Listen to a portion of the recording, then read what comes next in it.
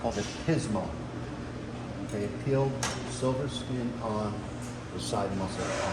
Okay, this is a beef tenderloin. So basically, it's a shock absorber. Okay, so it's one of the most tender pieces of meat that we're going to be able to get, right? But it lies right above the kidneys. So here's your, it's got the animal's spine, okay? And then it's, like I said, a shock absorber to protect the internal organs. So it's not hitting the kidneys, it's not hitting the reproductive organs every time that animal takes a step, so the spine's not coming down. So it's got this piece in there protecting it, right? But it's a sedentary muscle, meaning it doesn't do anything. So that's why it's going to be really tender. Remember we talked about a little bit about the grain of meat? Yeah, remember the grain of meat was all those lines in the meat, right? Well, the thicker and the heavier the lines are, the tougher the meat's going to be. Think about a brisket, okay? You take a slice of brisket and you can actually see the lines. It looks like a dry creek bed or dry riverbed, right? You can see all those lines and cracks in the meat, right? So that's a very thick, heavily grained piece of meat. Flank steak, okay? You know, if you cut flank steak or you cut brisket long, it's like chewing beef bubble gum, right? You chew and chew and chew, okay?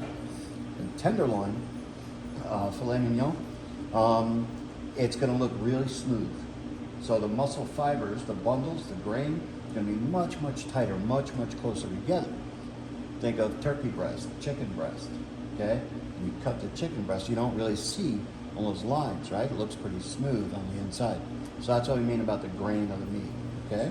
So, got the head and the tail, okay? And then over here on this side, that's called the chain, okay? So I'm gonna remove that.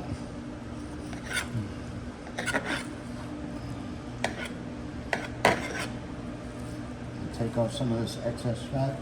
Remember, we have two types of fat on the meat, right? What's the most common connective tissue in meat? What's that? Not tendons, we call it what? Collagen, right? What's the difference between collagen and the other type? The other type is called what? Elastin, right. Okay, so what, Kelso, what's the difference between collagen and elastin?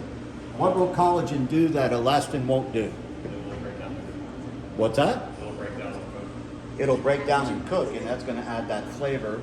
That's going to add that savoriness, right? Okay. Otherwise known as what? What's that rich, the GBD flavor? What's that? Umami. Not what'd you call it? Your mama? Your mama? No, umami, right? Okay. So that is collagen. That's the stuff that breaks down. White, creamy, crumbly kind of fat, okay? That's the stuff that we want some of, okay? That's gonna break down and add flavor, okay? That gives it that savory flavor. That's what really, really gives us that great flavor. And that's gonna be the kind of fat, who's ever heard the term marbling? Okay, so marbling is gonna be little specks of fat running throughout the meat. Higher the marbling, higher the fat content in marbling, the more tender, the more flavorful the meat. Wagyu beef, especially Kobe Wagyu, I personally think there's entirely way too much fat and not enough meat. People go crazy for this stuff. Grade AA quality Wagyu steak, upwards of $1,500 a pound. Okay, that's AA Wagyu Kobe. Okay, Kobe is the region in Japan where it's grown, the province in Japan where they specifically raise Wagyu cattle in a specific manner. That's the only difference between Kobe and Wagyu, okay? So, all right, when I'm breaking it down, I'm gonna remove a little bit of the tail. I'm gonna save that. I'm making sausage, if I'm making stew, I'm making ground beef, I'm making a stuffing, I'm always gonna use that piece right there, okay? So, remove a little bit. Now, if I were portioning this out for a la carte service, I'd remove this chain just like that, okay? Now, doesn't look very interesting, does it? Doesn't look like very appetizing, right? Most people will just take this and throw it in a grinder, okay? Perfectly fine, perfectly acceptable, okay? Sous chef of mine, when I first got here to Texas, we were doing about 300 of these. And he's like, what you gonna do with them chains, man? I was like, you're gonna grind them. He goes, oh no, we're gonna make chicken fried tenderloin. I said, you're out of your mind, man. Oh my God. we trimmed it up, cleaned it up a little bit, made chicken fried tenderloin, would sell a piece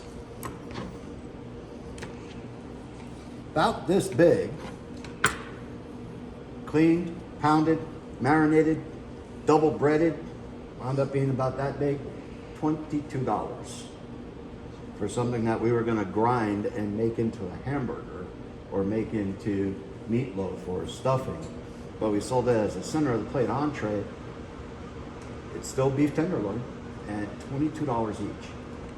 And we talk about making, remember what we said, it's not about how much money you make, right? It's about what? How much you keep. Not save, but keep, right? Because I gotta pay you, rotten people, right? Okay. So that's removing the chain, okay? Now a lot of times when we're breaking this down for a la carte production, we leave that part on, okay? I'm doing something very specific with this, so I'm gonna remove that. And trust me, we're still gonna use that, okay? If I were making shish kebab, if I were making brochettes, I were making skewers, making hors d'oeuvres, I would definitely use that piece right there, okay? In a lot of restaurants, when they're fabricating, depending on the restaurant itself, they may break it all down like that, as is, okay? So you have your filet mignon, you have your chateaubriand, you have your pave, you have your poire, okay? Head, tail, chateau is going to be the center, okay? The petit filet mignon or the tournedos are going to be coming from the smaller ends here and here, okay? So if you hear a tournedos of beef, that's going to be coming from either end of this, okay? The filet mignon itself, okay, filet, boneless, mignon, small, exactly that, okay? All right, so then we're gonna open it up, we're gonna take off some of that silver.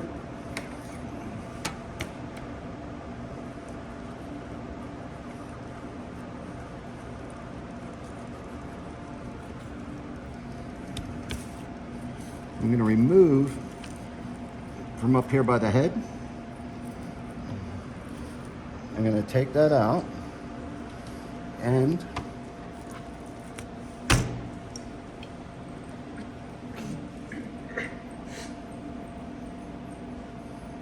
I told you I was good with a knife, Peyton. That's why I'm not worried about an active shooter.